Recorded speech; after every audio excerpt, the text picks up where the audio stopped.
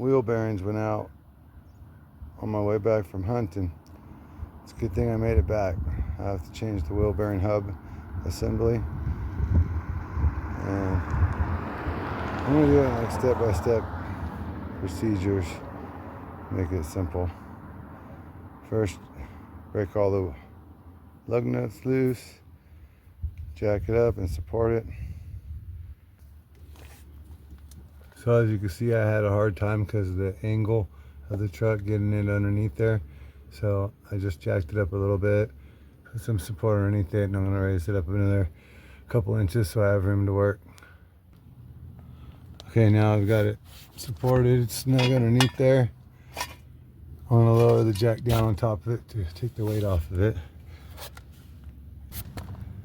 Okay, now that part's done and it's safe to work on.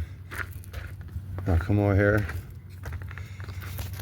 I broke them all loose with a star wrench and a pipe. Now I'm just going to use a cordless 13/16 to take them all off.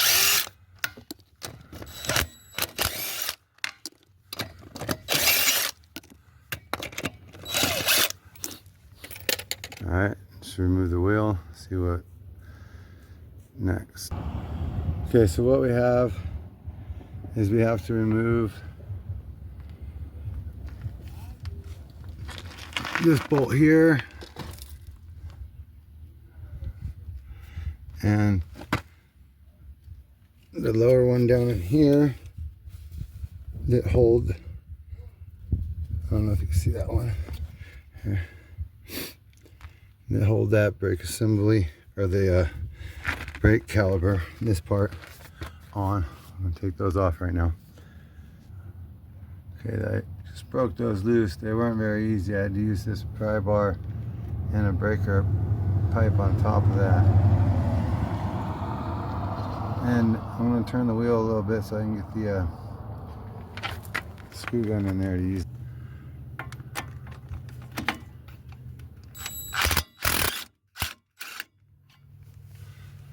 Alright, that's all I should have to do to get that caliper off.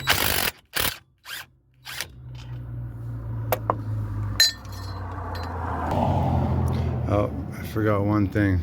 Before you can get the brake caliper off, you need to put something in there and wedge it just so you can get the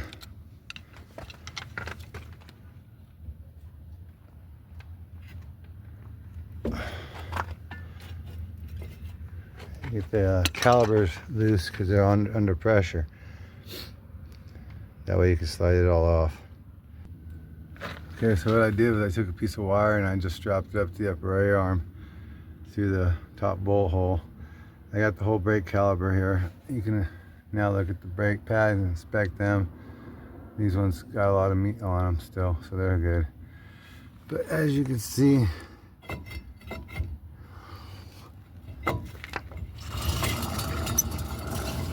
that's not supposed to sound like that. So that's what I'm replacing. Pretty much got it down to the one part now. I just need to break these three loose, pull that whole thing out, clean it up, and get a new one on. So I just broke these three loose. They weren't so hard. Broke them loose and you can almost spin them out by hand. And that holds your whole wheel bearing assembly on the two-wheel drive 2002 Chevy Silverado. Actually, it's 99 through 07 Silverados.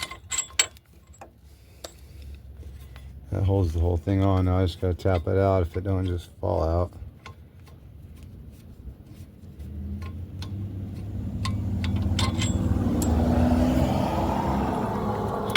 Oh, it just came right out.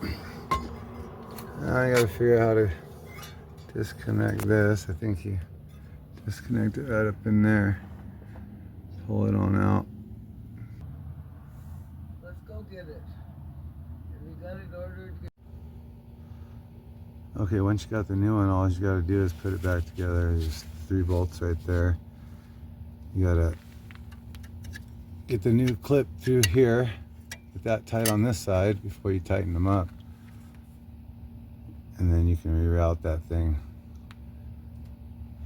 Inspect your brakes while you got them apart. Make sure there's no liquid leaking out of the inside of this caliper here. Or this, where the brake calibers are.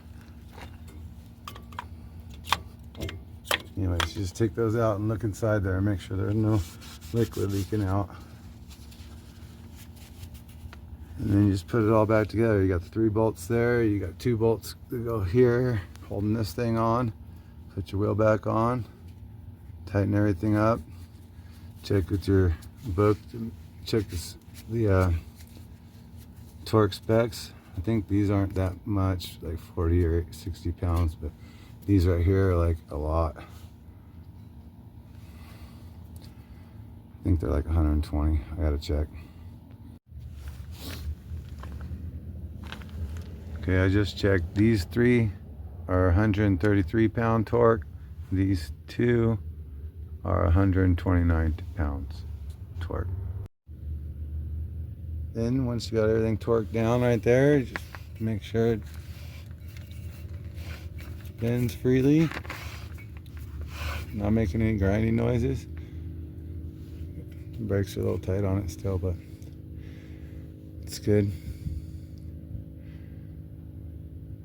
These clips didn't line up. I had to move this a little bit over, so I wired this one on right here. And there's plenty of slack on both sides of that. That's all you gotta do. And then put the wheel back on. It was a little bit of a pain in the neck, more or less. Just finding the right stuff for it, but it wasn't too hard. Something like this could save your life though.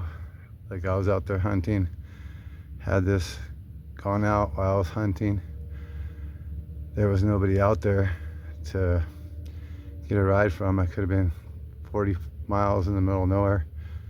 So yeah, it could have been life-threatening. So fixing the stuff ahead of time is probably a good idea.